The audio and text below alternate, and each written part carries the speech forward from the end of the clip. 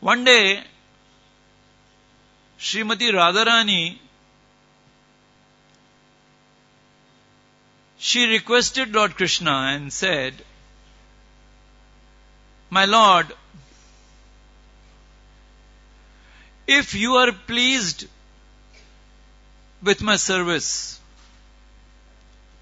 and if you are satisfied with my love for you, then please arrange for a place where we can carry out beautiful pastimes." And this she requested him to create in Goloka. There and then,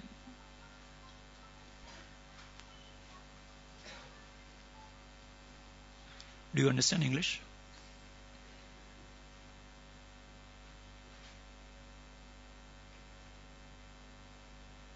There and then, from the heart of Lord Krishna, sprung out a drop of fire and water. And it fell on the ground in the presence of all the inhabitants over there. This drop of water and fire turned into a small pebble. The pebble turned into a stone. The stone turned into a rock. And the rock immediately became a hillock.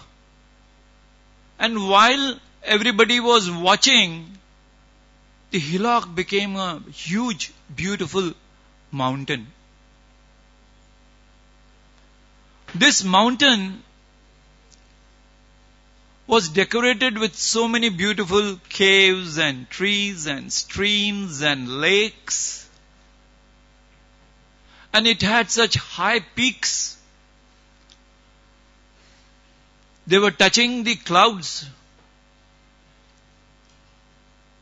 This was Govardhan. Govardhan appeared in Goloka, Vrindavan, from the heart of Lord Krishna at the request of Srimati Radharani. It was miles and miles high. It had snow-capped peaks. It was more beautiful than any other mountain. All other mountains, when they heard the glories of Govardhan, they wanted to take his darshan and know more about him. This was the appearance of Govardhan in Goloka. Once, Lord Krishna's father Nanda Maharaj, he inquired from his brother Upananda. And he asked him,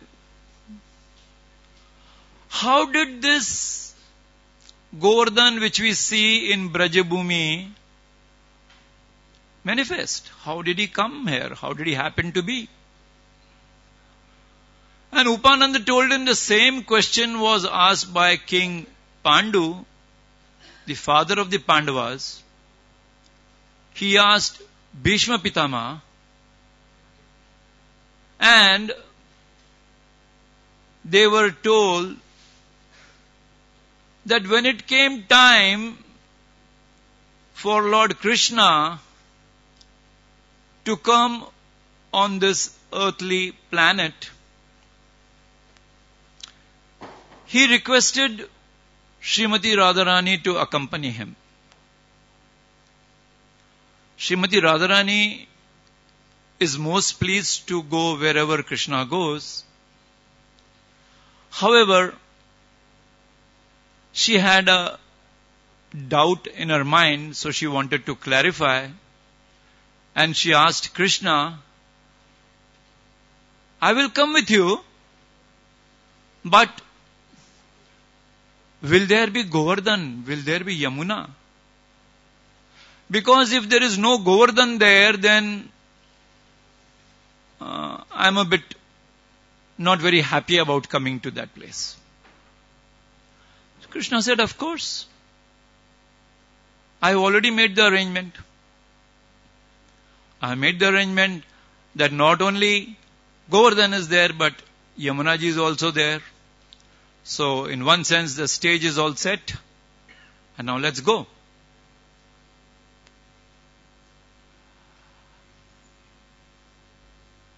What Bhishma Dev explained to King Pandu and what Upanandaji told Nand Maharaj about the advent of Govardhan in Vrindavan Dham is like this. Once upon a time, there was a area known as the Salmali Islands. This is on the western side. And in this area, there was a mountain by the name of Dronachal. Now this Dronachal had a wife, and she gave birth to a cute little chubby baby boy, very sweet, and that was Govardhan. Govardhan was the darling of his parents. He was their life and soul. You may wonder, how is it that mountains have babies? But in those days, these mountains were personalities. They had wives, they had babies, they could even fly. Once, Indra, he saw that these mountains are creating a lot of disturbance. So he cut off their wings. And since then, the mountains have become fixed at one place. They have become what is known as Achala. The last part of any mountain is Achala, Vindhyachala, Himachala. They cannot move, so they are Achala.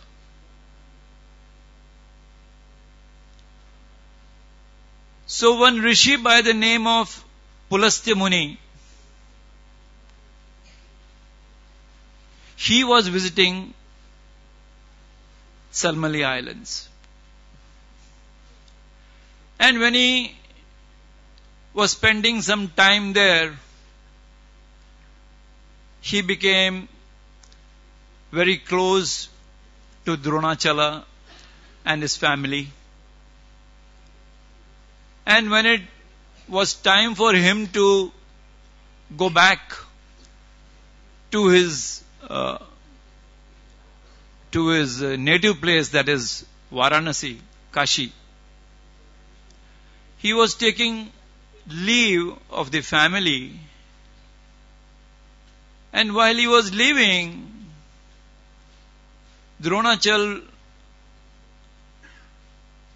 very respectfully begged the rishi Pulasya Muni and he said that, I hope we have been able to perform our duties of hospitality, and we hope that you had a very nice stay here. And as is the custom, he wanted to know from him if he could do anything for him.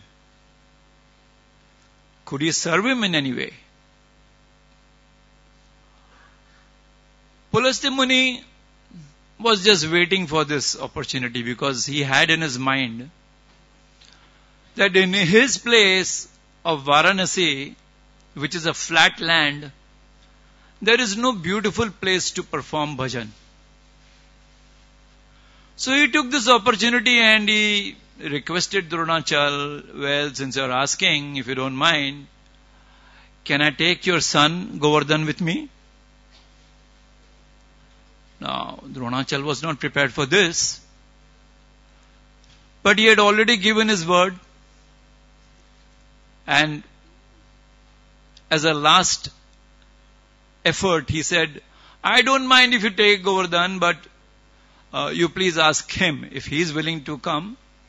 I have no problem. He said this with a very heavy heart, because after all, Govardhan was his heart and soul, hoping that Govardhan will say, no, I cannot go, I want to be with my mother and father. But Govardhan had come from Golok with a very particular intention. He wanted to become a part of Lord Krishna's Leelas. So when he heard this, he took this as an opportunity for moving out of Salmali and settling down in Brajabhumi. So he immediately agreed, but then he also wanted to be polite to his parents, so he said, Pulasthya Muni, I don't mind coming, but how will you carry me? It's not easy to carry a mountain. Pulasthya Muni said, don't worry. I have mystic powers, and I can just lift you on my hand, and we can go by the skyway. We can go to Varanasi. Govardhan was very happy. He was getting this free ride, and in his heart he was just considering that I will do what I have to do when I have to do it. And he agreed to go with Pulasthya Muni. Pulasthya Muni bid farewell to Dronachal, carried Govardhan with him, and he was going through the skyway from the western side of Salmali Hills to Varanasi. Now Govardhan put one condition. Before Pulasthya could lift him, he said, if you place me anywhere, I will not move from there. This was his plan. And Pulasthya Muni was very proud of his prowess of carrying Govardhan and flying across, and he said, no problem. I will take you. Thus the journey started, and Pulasthya Muni may be having mystical powers, but Govardhan had even more strong powers. And he, by his inconceivable potency, created the desire of responding to nature within the heart of Pulasthya Muni. Now, this is something which, even if you are the President of India, you cannot control. It starts with a small whisper, but very soon a point comes where you have to respond to nature and you can't do anything about it. So Govardhan timed it in such a way that Pulastya Muni will have to respond to the call of nature exactly when he was above Brajabhumi. So he had no alternative. So he made an emergency landing and he put Govardhan down and he said, I'll be back in a minute. You please wait here for me. Govardhan was very happy. His entire plan was successful now. Pulastya Muni went for his ablutions, purified himself,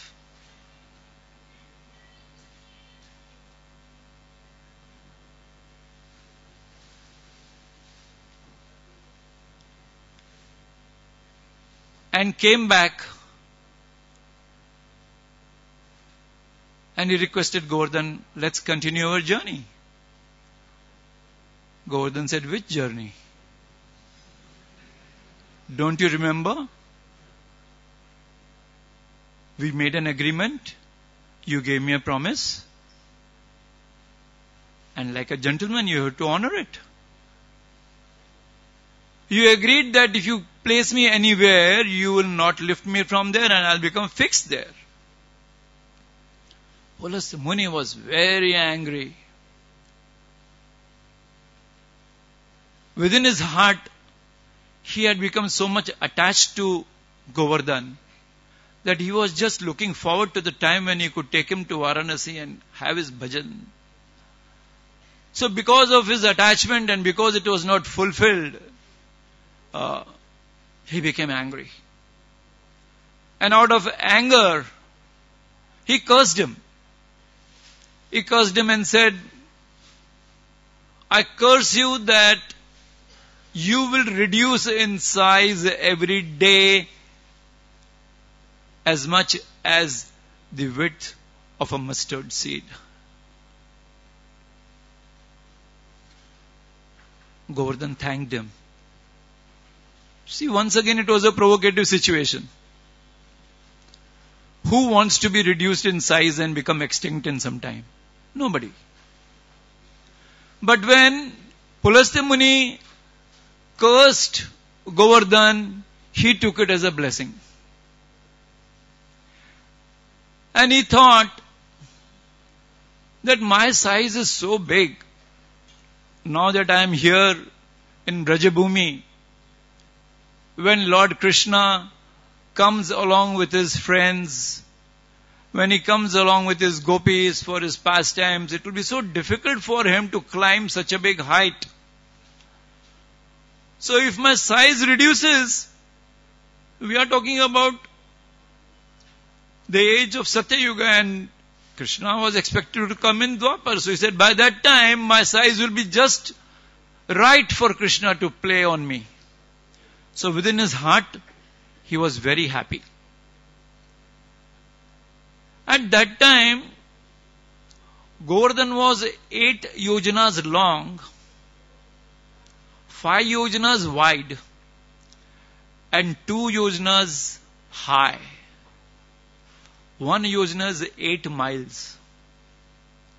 So can you imagine, his height itself was 16 miles. 16 miles.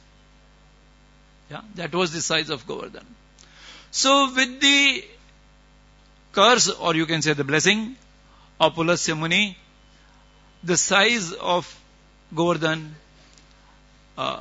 went on decreasing to the extent of the size of 1 mustard seed a day. Acharyas explain, although Govardhan was happy about the reduction in his size, but he was also feeling separation from Lord Krishna. He had to wait for such a long time till he would come. So in that separation, he was losing weight. He was becoming emancipated and he was becoming smaller in size. Some scriptures, they say that after 10,000 years of Kali Yuga, Govardhan will disappear and Yamuna river will also disappear. Upananda, he finished narrating this story to Nanda Maharaj, and he said that till the time Govardhan and Yamuna are on this earth, Kali Yuga will not have its full effect. The full effect of Kali Yuga will be felt only after 10,000 years after the disappearance of Govardhan and Yamuna. And incidentally, these are the 10,000 golden years which Chaitanya Mahaprabhu has also predicted. So after Pulatse had left Govardhan in Brajadam, while he was waiting for Lord Krishna to come in Dwapar, Treta Yuga came. And during Treta, the Lord appeared as Lord Ramachandra. And as Lord Ramachandra, he was banished to the forest by his father under the instruction of his stepmother, Kaikeyi. During this Vanvas, Ravana eloped with Sita Rani, and to wage a war against Ravana and to free Sita Mata from his clutches, Lord Ramchandra wanted to build a bridge which would go up to Lanka. Now, for making this bridge, many monkeys and bears were involved, and they were all bringing many stones and hills and mountains. Some of them were bringing very huge mountains, especially Hanuman. So while Hanuman was looking for suitable mountains to make this bridge, he saw Govardhan. And he thought that this will be a beautiful mountain to make the bridge for Lord Ramchandra. At first, Hanuman just tried to lift Govardhan. He could not. He could not even move him. That was astonishing, because Hanuman could take huge mountains and he could not even move Govardhan. So he understood that this must be some very, very special personality. So he circumambulated Govardhan, paid his obeisances, and then asked him, "Who are you? And I have come here with a request to engage you in the service of Lord Ramchandra. Would you like to be a part of it?" Govardhan is thinking in his mind that it will take so much more time for Lord to appear as Lord Krishna. So in the meantime, if I am getting this opportunity to serve the Lord as Lord Ramchandra, why not? So he agrees. He agrees, and once again, Hanuman tries to lift him. But this time, although he was able to lift him, there was a Akashvani. And the Akashvani declared that the bridge to Lanka is complete and we do not need any more mountains. This is not an SMS, this is not an email.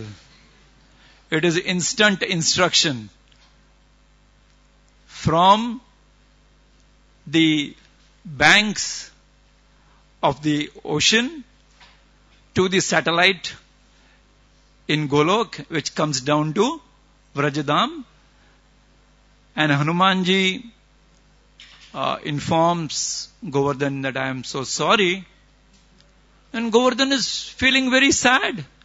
Said, you promised me, you said that you will take me to the ocean. I wanted to see the ocean, and you said that you will also engage me in Lord Ramchandra's service. And now you are cheating me. Hanuman said, but I have to obey the orders, but I will convey your mood of devotional service to Lord Ramchandra.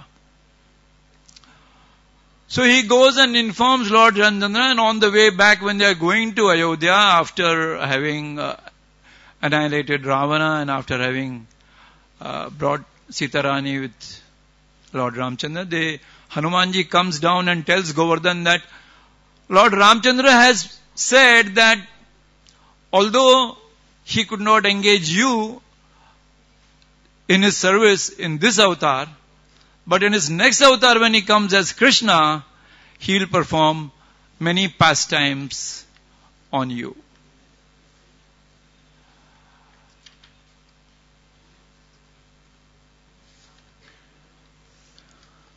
Upon hearing this,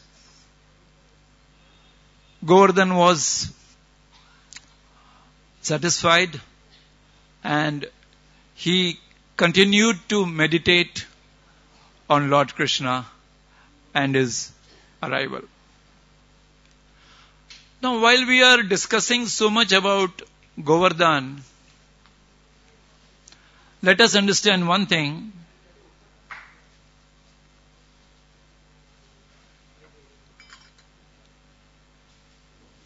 That he has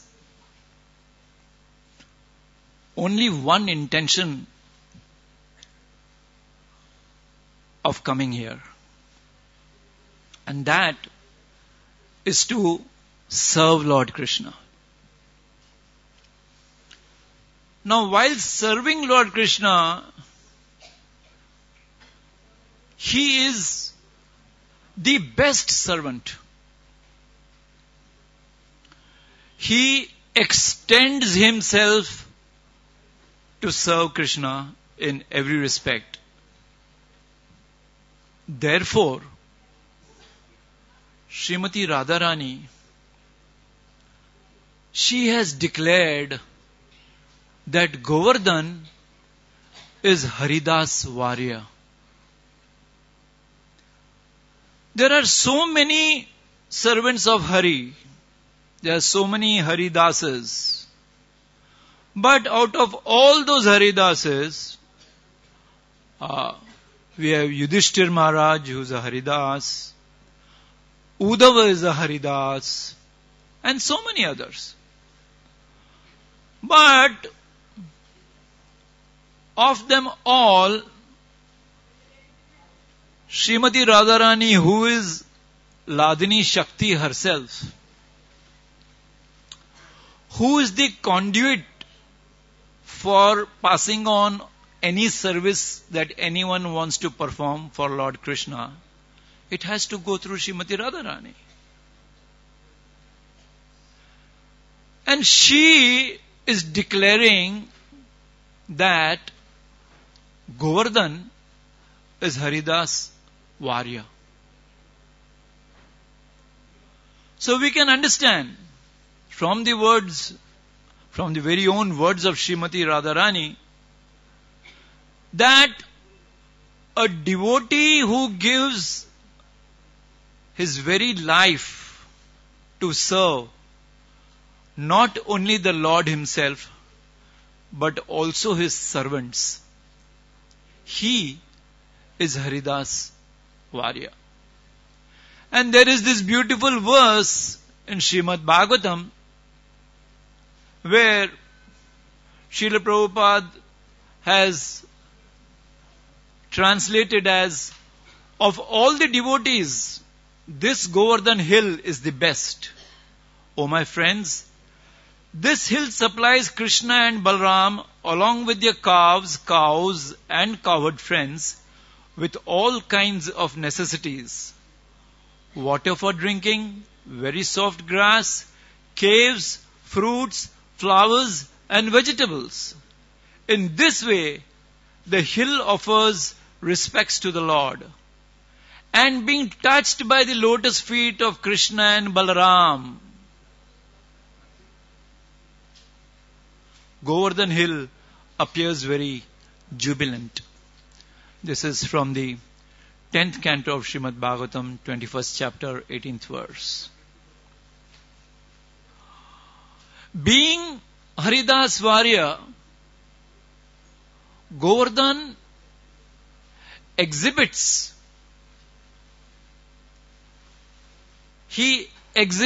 symptoms of ecstatic love. When one passes through the various stages of service, starting with faith, Adau Shraddha, and when it reaches the most elevated stage of Bhava, Rupa Goswami explains in Nectar of Devotion and Bhakti Rasamrita Sindhu what are the symptoms of Bhava. When do you say that the person has Bhava?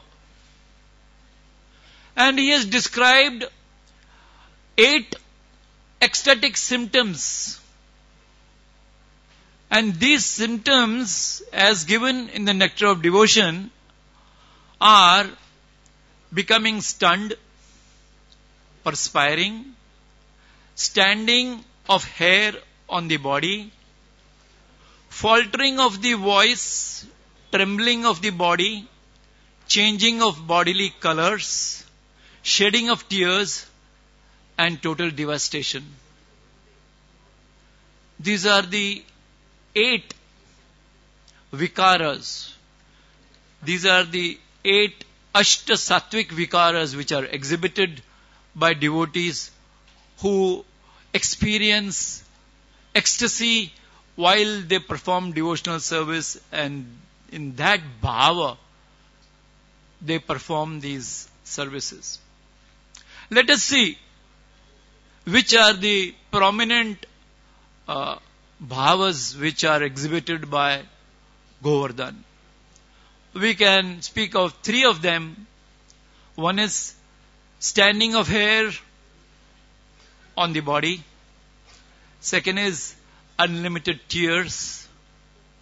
And the third is perspiration. The beautiful grass which grows on Govardhan is nothing but the hair of his body. There are millions and millions of blades of grass which cover Govardhan. You may wonder that today when we see Govardhan, we see only rocks. Because we do not have that transcendental vision to see the grass there. Our eyes and hearts are like rocks, so we can only see rocks. If we had the transcendental vision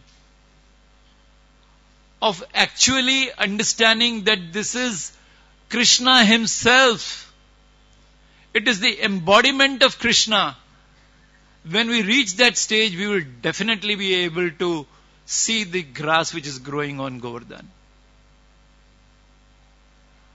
Now, this grass is not ordinary grass.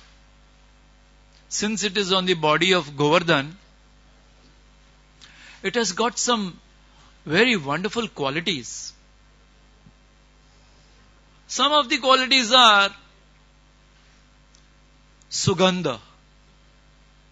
Yeah, we understand what is Sugandha. It is that wonderful aroma which we experience from flowers generally. But this grass is able to emanate ambrosial aroma. Why is the grass on Govardhan spreading this aroma? Only for the pleasure of Lord Krishna, for the friends of Krishna, for the cows of Krishna. When we spray some aroma on our body, we don't do it as a service.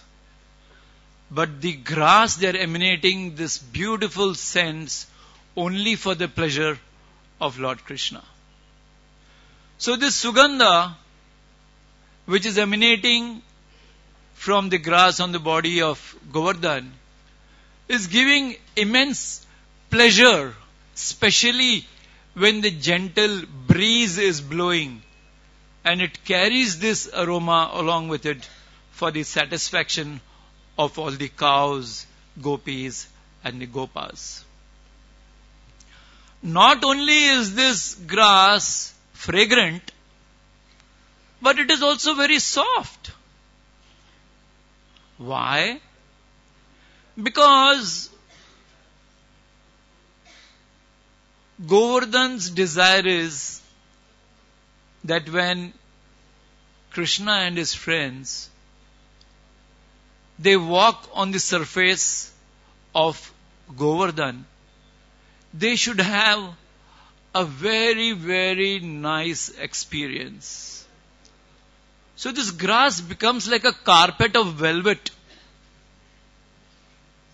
And the cows and the cowherd boys, they experience such immense pleasure while they walk on these surfaces without wearing any shoes.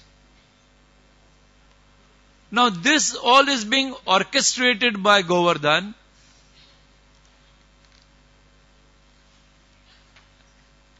The softness of the grass is not only for being trampled by the feet of the Brajavasis, but it is also for the pleasure of the cows. So that when they chew this grass, they should not be hurt. Sometimes grass can be thorny and rough, and when the cows chew on that, it could cut into their tongue or onto the corners of their mouths. But just to make sure that the cows have a wonderful experience, the grass has become very, very soft. Third quality of the grass, Pushti Vardhaka.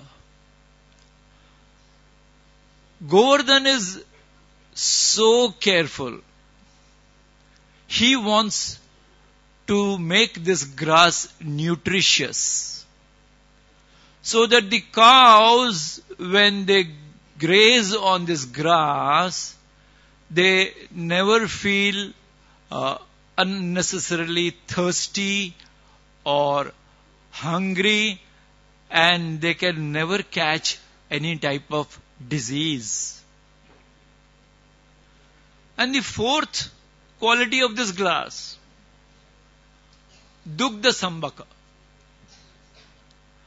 Govardhan knows that the cows who are grazing on this grass are ultimately going to give the milk from which Yashoda Mai, Srimati Radharani and all the gopis will prepare such wonderful preparations for Krishna. So he is making this grass of such a quality that the milk which the cows will give after eating this grass will be of a very, very nice quality. Now this grass is not watered by the rains. It is not even watered by the streams and lakes of Govardhan. The cows, while they are grazing on the grass, they feel so happy that they just shower milk on that floor. And it is this milk of these Surabhi cows which is the source of nutrition to the grass. the milk bags of the cows become full, being satisfied by grazing on these cows. So they just pour the milk and the grass survives on that. It is said that at night, the demigods, they send their horses to Govardhan to graze on these grasses. The quality of the grass is such. And the sun, it gives such wonderful nourishing sunlight that this grass can be ever fresh. What is the second vikara? Second vikara is of unlimited tears. Sri Giriraj has manifested innumerable waterfalls, rivers, lakes, ponds, and this water is very pristine. It is crystal clear.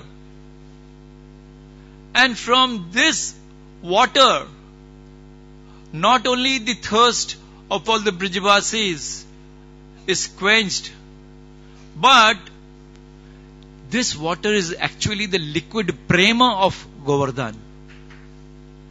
And whom is he offering this liquid prema? All the cowherd boys. When they bathe and when they have the water pastimes in these lakes and rivers, actually Govardhan is embracing them through the waters of these lakes. And out of this satisfaction, he is constantly shedding more tears, which again form more lakes and more rivers. The waters are so sweet and nectarine because they are an offering of love.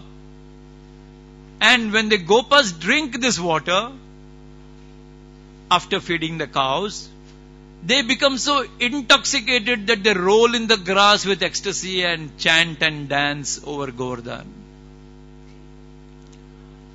The third vikara is perspiration. The perspiration of Govardhan is the morning dew. And with the effect of this dew,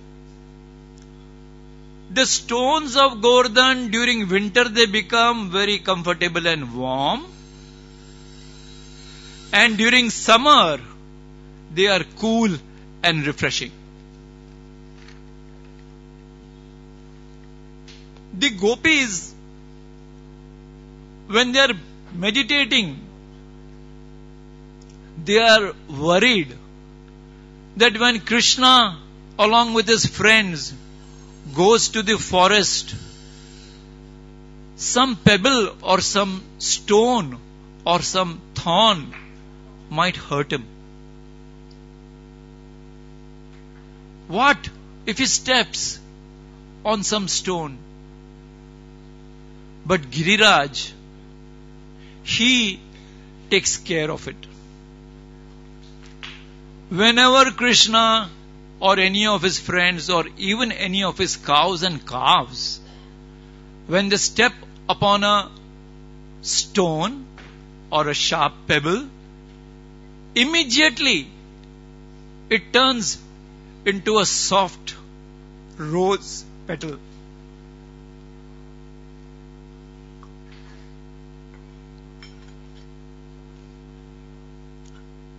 At places,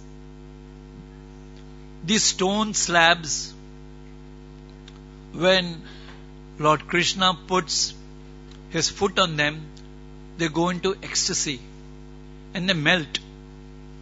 And as they melt, the footprint of Krishna and the cows can be seen on these stones. Govardhan is constantly offering puja. Those of you or some of you who have experience of deity worship will know that there are many paraphernalia which are required for performing the puja. You welcome the deities, offer them a seat, you wash their feet, offer them argya, offer them madhupark, and then you have to bathe them, you have to dress them, you have to decorate them. So all this Govardhan is doing. How? He offers a seat in the form of beautiful slabs of jewels. The seat which Govardhan offers is made of beautiful, beautiful emeralds and rubies. And he welcomes the Lord by making the birds over there sing beautiful songs. And he offers foot wash in the form of these waterfalls which are filled with shamaka, durva and lotus flowers. He also offers argya in the form of rice, durba and various sprouts.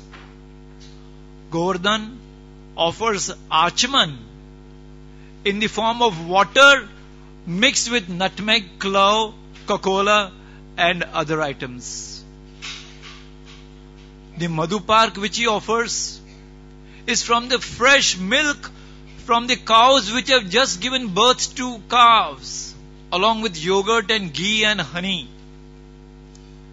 And he offers bath water to Krishna from the peaks falling in heavy streams.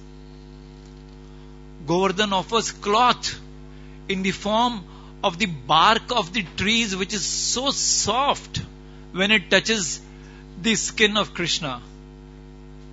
And he offers cosmetics like sandalwood, haritala, and all these are ground with the stones of Govardhan. He offers flowers for the beautiful garlands, and the incense which surpasses all other aromas comes from the cloves, aguru and devadaru which grow on Govardhan. Govardhan offers lamps to beautify the place by the jewels which shine in the sunshine. And he offers ornaments in the form of objects like beautiful gunjamala, peacock feathers, and so many flowers of the jungles. Govardhan offers food. He offers the fruits and the roots. And once again, he offers achaman. For mouthwash, he offers fresh tulsi leaves as mukhwas. And then he performs artik. The artik is performed by the blossoming champaka flowers, which look like beautiful ghee lamps.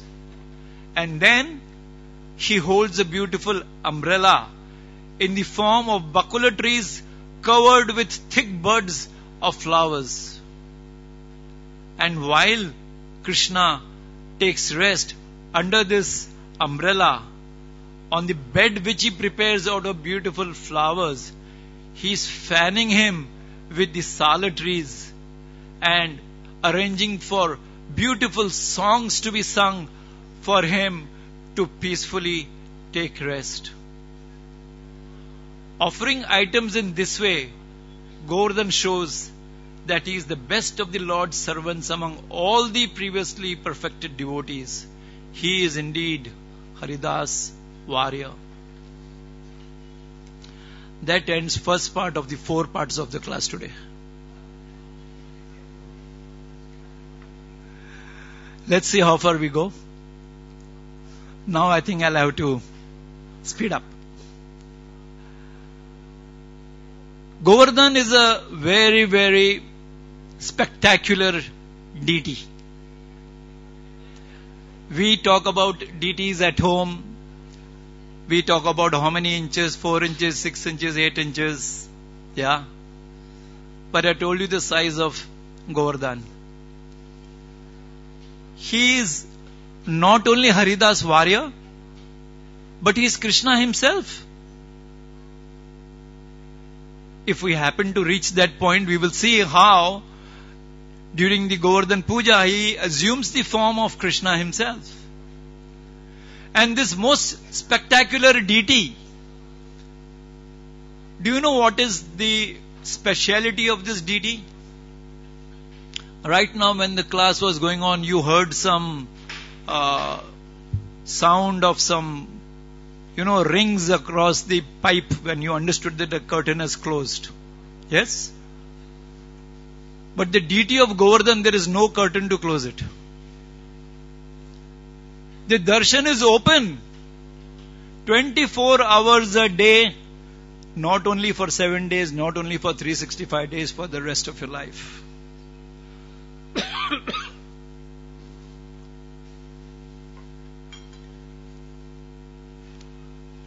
This beautiful deity of Govardhan is in the form of a peacock. The mouth is the Mukharavinda. The eyes are the Shamkund and Radhakund. The neck is the Dangati, where Krishna performed many pastimes. And there's a tail, Puchdi. If you have heard about Puchdi ka lota, that part is the tail of Govardhan. As we said, the prescribed method of performing puja of Govardhan is by circumambulating it. Now for circumambulating the Govardhan, Srila Rupa Goswami says in Mathura Mahatmya that one should first bathe in the Manasi Ganga, take darshan of Haridev, and then start the parikrama of Govardhan. When Chaitanya Mahaprabhu came to Vrindavan, he personally did the same, and when he was taking darshan of Haridev, he went into an ecstasy and he was dancing and he was chanting Hare Krishna, Hare Krishna, Krishna Krishna, Hare Hare, Hare Ram, Ram Ram, Hare. And all the Brijvasis, by just seeing that beautiful golden form of Chaitanya Mahaprabhu dancing, they all were going into raptures of ecstasy. One day, the Brajagopis were sitting on the banks of Manasi Ganga and were feeling very intense separation from Sri Krishna.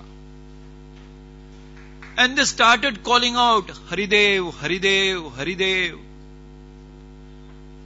Their mood of separation became so deep that ultimately Lord Krishna appeared before them. And he appeared before them in a very beautiful form. He appeared in the form of a 7-year-old boy who was holding Govardhan on his left hand and was playing his flute with his right hand. Seeing this deity of Haridev, the Brajagopis were pacified, and they would come daily at that spot and meditate on him. At this point, Srila Rupa Goswami, he explains that this deity of Haridev is nothing but Govardhan Nath. He calls him Govardhan Nath Haridev. And Vrajanath, he installed the deity of Haridev in that same beautiful form on the banks of Manasi Ganga. Let us speak a few words about Manasi Ganga. We'll try and make it in brief. Once, while Krishna and Balram were having their pastimes, in their herd of calves there was a different looking calf. Krishna noticed this calf and he told Balaram that this is not one of our calves. He understood that this calf was a demon. This calf was actually Vatsasur. There is a story about how this Vatsasur came to be a part of the Krishna Leela. It is about another demon who wanted to steal a cow from Vasishtha Muni, and at that time this demon was cursed by the Kamadhenu cow of Vasishtha Muni to become a calf. And when he was begging forgiveness from Vasishtha Muni and from Kamadhenu, they gave him the blessing that he would be liberated by Lord Krishna himself in Dwapara, and that is how this Vatsasura happened to be here. Now Lord Krishna, he caught hold of the hind legs of this Vatsasura, swung it in the air and flung it on a tree, and that was the end of Vatsasura. Bhagavan Shri Krishna ki. But now he had to face his friends.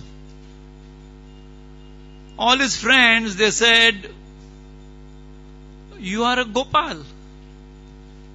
You take care of calves and cows, and how come you have killed a calf?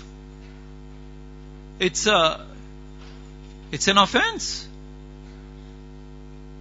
Krishna tried to explain, but this calf was a demon. It's a nothing doing. We don't understand all that. According to Dharma, you have killed a baby cow and you are a sinner. Can you imagine this? Somebody telling God that you are a sinner? But friends, this is the beauty of Vrindavan. In Vrindavan, Krishna is not looked upon as God. He is one amongst all equals. All his friends, they play with Krishna, and while playing, if one team which loses has to carry the boys in the other team on their back, and they have to run, and sometime when Krishna's team loses, he has to carry the boy from the other team on his shoulders and run. This is the type of loving exchange that the Brijavasis have with Krishna. There is no awe and reverence. Once Krishna just out of a mood said that I am not going to carry you. I am the son of Nanda Maharaj. Why should I carry you? The Gopas said, what do you mean, why should you carry us? It is the rule of the game. It was agreed that if you lose, you have to carry me. Krishna was just thinking in his mind. And then he said, but I am Nanda Kumar. How can I carry you? The friend said that if you don't carry us today, then from tomorrow we will not play with you. You go and make your own team, you make your own friends, and we can tell you one thing, none of us is going to join your team. So Krishna was in a predicament. After all, he wanted to play every day. So he agreed. So also, when they told him here that you are a sinner, you have killed a calf, he just surrendered to them. He said, okay, you please tell me what should I do? They said, now you will have to go all the way to the Ganges, take a bath, become purified, and then you come back and we will play with you. Till then, we will not eat with you, we will not touch you, and we will not play with you. So Krishna said, okay, I will take a bath in the Ganges, but I don't have to go to the Ganges. He sat down there and he meditated, And out of his mind, out of his mana, he created a Ganges which appeared before him and filled that kunda, and that is what is today known as the Manasi Ganga, the Ganga which came from the mana of Krishna. Now it is said that all the tirthas are present in Vrindavan. So, if we go to the Ganges to wash our sins, anything that is in Vrindavan has 1,000 times more effect. So the Manasi Ganga is 1,000 times more powerful than the original Ganga, which flows from the Himalaya to the Bay of Bengal. And can you imagine, during this month of Kartik, if you perform any devotional service, you get 1,000 times more result of that. So during this month of Kartik, if we take a few drops of Manasi Ganga and put it on our head, how much purifying it will be. So it is at the banks of this Manasi Ganga that the deity of Haridev was established, and this is where the parikrama of Govardhan begins. I don't think it will end today. So at least let us see what happens next.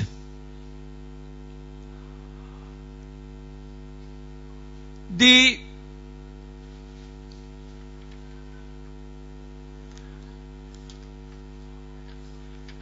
will omit the pastimes which took place at Manasi Ganga, on how Krishna became the boatman and he took the gopis across the lake, and many of those other sweet, wonderful pastimes. But we will come to a very important part which every devotee should understand, that while we perform the parikrama of Govardhan, we should never step upon a Govardhan Shila. We should not go on top of the Govardhan.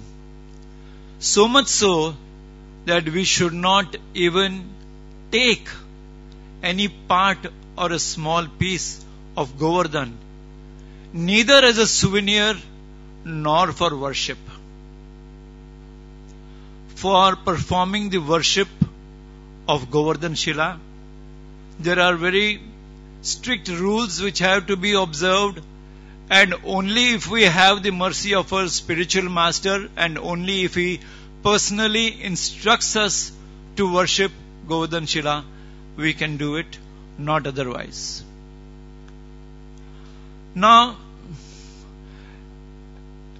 we have to go to the point where we talk about Govardhan Puja. Once, Nanda Maharaj, along with his associates, family members and the Brijavasis, was making elaborate preparations for performing a yagya and for offering many items, and he was doing that as a puja to Indra. At that time, Krishna along with Balaram happened to come there, and he very innocently inquired from Nanda Maharaj. He said, "Baba, what is this going on over here? For whom are you preparing this yagya? Is it authorized by the scriptures? Is it shastric? Or is it just something which has been done for many generations, so you are also just continuing that? Please tell me. I would like to know. I know I am only a small child and you may be having some secret, but amongst family members there should be no secrets. So you please tell me. I insist you must tell me in detail what is this puja that you are about to perform?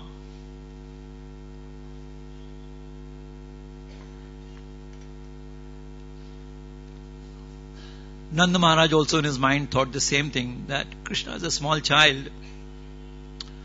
I will just convince him. He said, we have been doing this for many, many generations now. We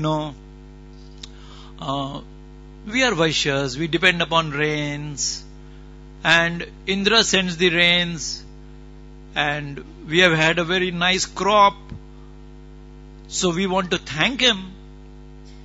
And as our offering to him for his wonderful services, we are performing this yajna.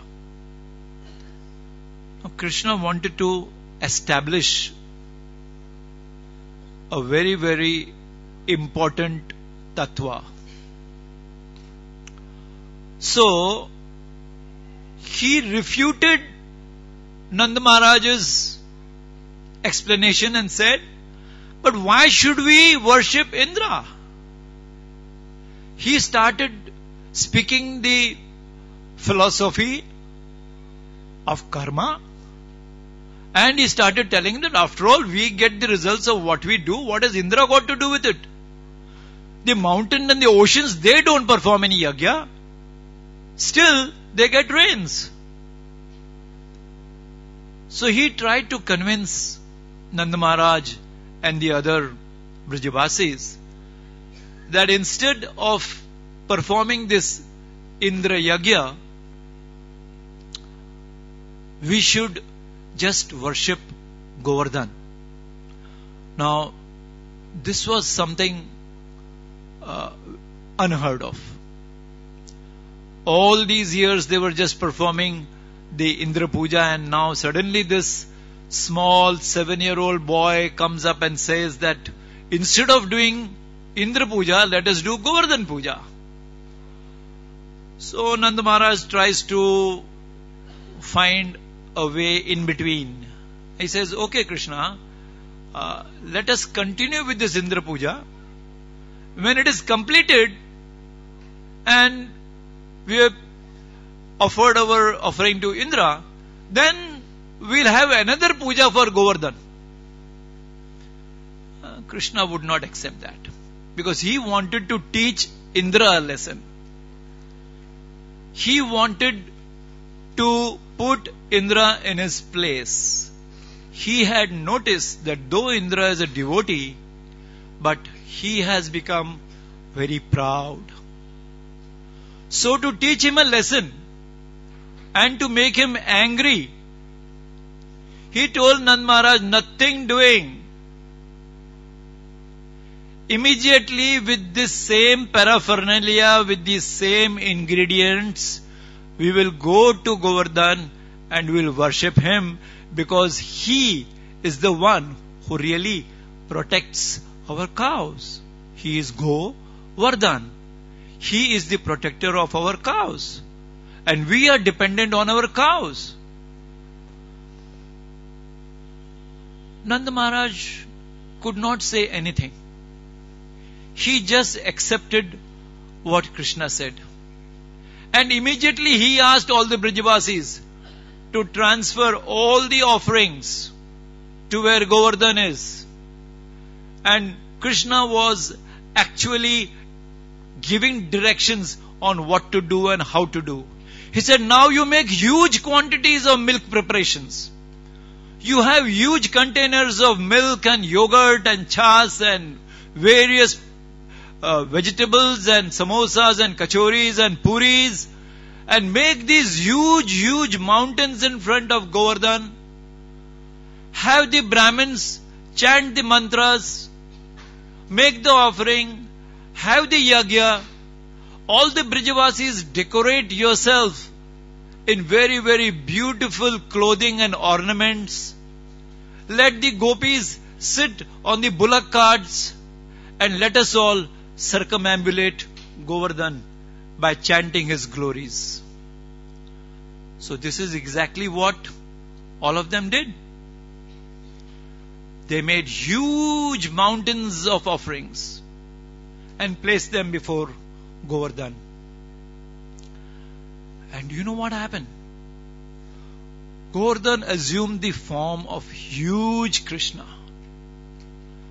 And two huge arms extended, and he gathered all the offerings, brought it towards the mouth, and he devoured everything.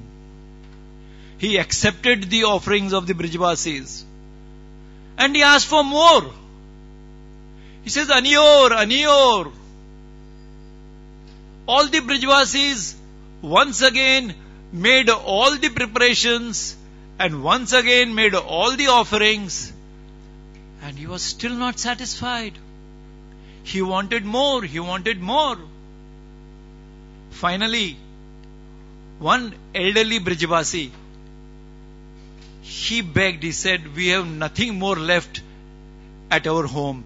Please accept this Tulsi Dal and Tulsi Patra. And Govardhan was satisfied. And as soon as he was satisfied, all that he had consumed once again was given to the Brijvasis as prasad. Krishna then instructed Nanda Maharaj to distribute these huge quantities of prasad to all the brahmanas, to all the women, to all the children, to all the animals, to all the dogs, and also to all the dog eaters. And Nanda Maharaj gave away so many things. He gave away clothing, he gave away cows, he gave away gold and silver as donation to the brahmanas. This was the culmination of the Govardhan Puja. Everyone was happy and satisfied. Everyone was in a jubilant mood. The singers were singing, the Gandharvas were playing the music, the Apsaras were dancing. In this mood, they spent the whole night. And next morning, they all went to the banks of Jamuna to take a bath.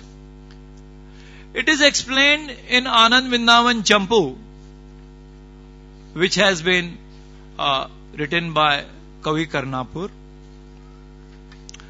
Just speak a few words about Kavi Karnapur. From Krishna Leela, we will jump to Chaitanya Leela. During Rath Yatra, thousands of devotees from Bengal would come to meet Mahaprabhu at Jagannath Puri. And it was a very arduous journey. They had to go walking, and there were many arrangements to be made on the way for staying, for eating, for sleeping, for paying the taxes. So there was this one very intimate associate of Chaitanya Mahaprabhu by the name of Shivanand Sen. Shivanand Sen would personally arrange, not only arrange, he would personally pay for all the expenditure which was made during these yatras. There were no yatra fees, there was no fine, there was no cancellation.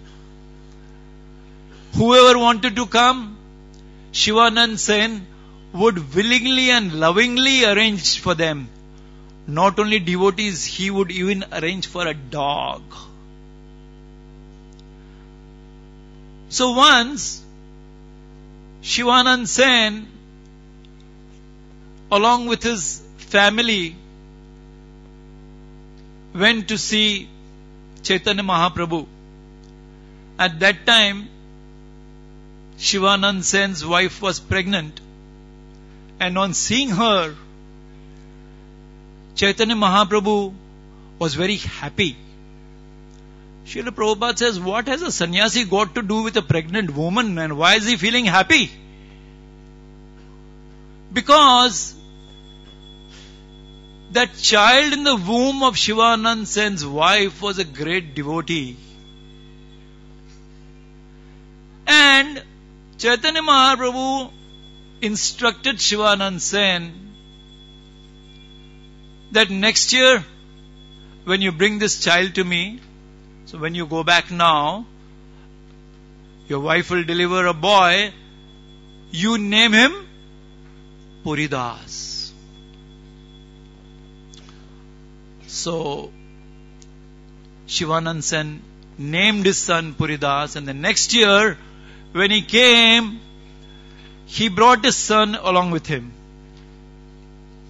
And when they took darshan of Chaitanya Mahaprabhu, Shivanand Sen offered the child at the lotus feet of Chaitanya Mahaprabhu, and out of his mercy, Chaitanya Mahaprabhu put the toe of his foot into the mouth of Puridas. Chaitanya Mahaprabhu ki.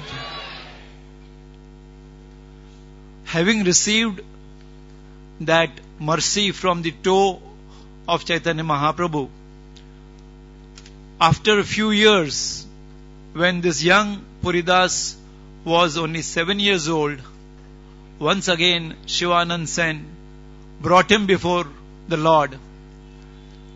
And the Lord, out of his causeless mercy, asked this young boy of 7 years, Puridas, to recite a verse. Devotees around thought that he might recite some verse from Bhagavad Gita, or at the most some verse from Srimad Bhagavatam. But this little child, he instantaneously, he spoke a verse which he made up there and then. And in that verse, he glorified the ornaments of the gopis. And he said how they are decorating their ears with a blue lotus which is just like Krishna. And how they are decorating their other parts of the body with the blue emeralds. On hearing this, Chaitanya Mahaprabhu said, "You have composed this verse just now, so you are a Kavi. And because this verse is describing the beauty of the ears, which is the karna of the gopis," he said, "from today, your name will be Kavi Karnapur." So this Kavi Karnapur, in his composition of Anand Vrindavan Champu, he explains how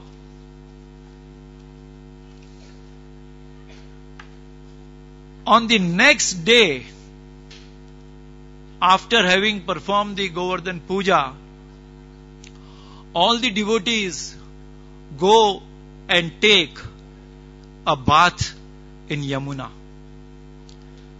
There is a beautiful story about this also.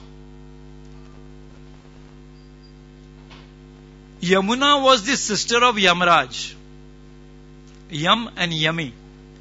These were the two children of Surya Dev and Chaya Devi. Yamaraj was always busy and he did not find time to go to his sister's house, in spite of her inviting him many times. So one day he found some time and he went to his sister's house. That is the day after the Govardhan Puja. So many of us will also be celebrating Bhai Dooj or Bhaiya Dooj tomorrow, which is starting from that day.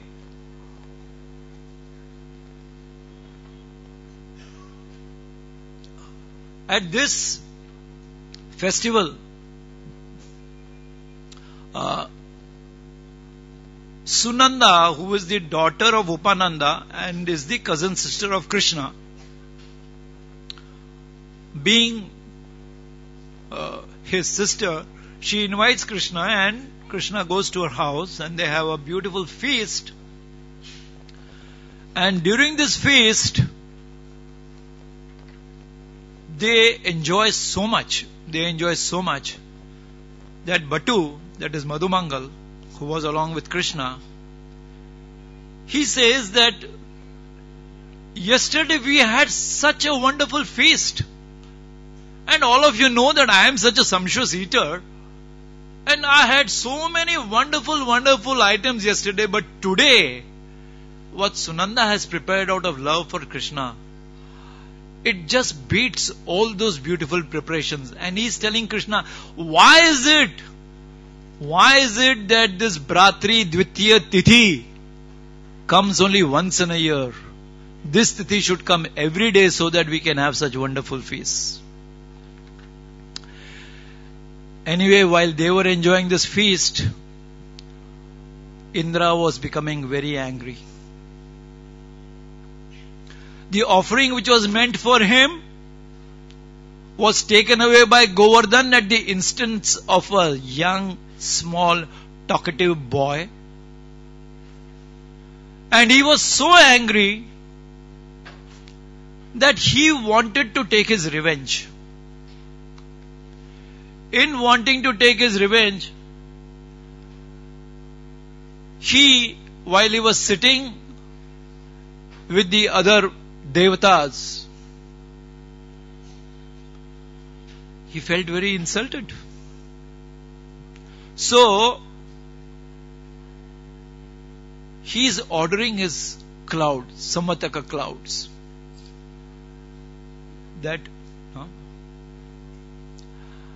that they should go over Brajabhumi and they should pour so heavily that all the inhabitants of Braja should be drowned.